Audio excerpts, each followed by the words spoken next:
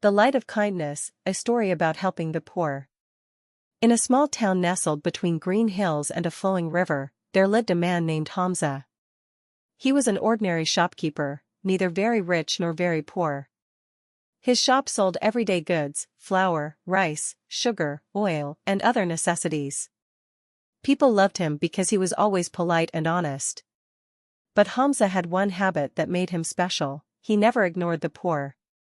Whenever someone came to his shop with empty hands and hungry faces, Hamza's heart would soften.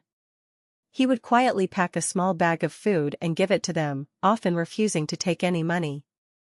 One cold evening, as Hamza was closing his shop, a young boy named Aslam came to him. His clothes were torn, and his little sister held his hand tightly.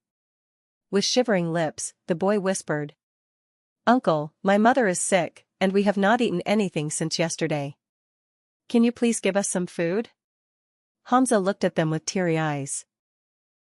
Without asking a single question, he filled a basket with bread, lentils, and warm milk.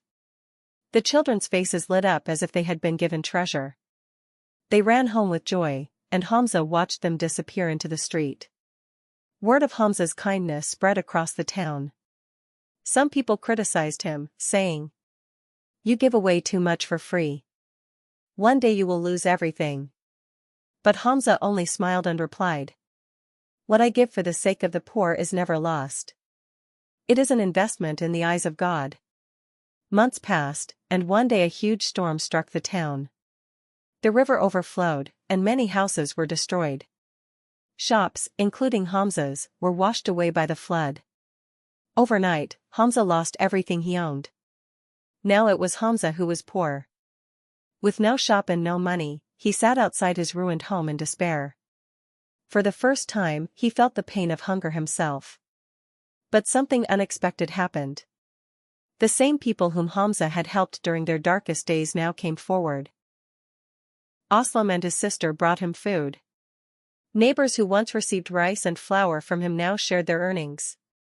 Families gathered together to rebuild his shop.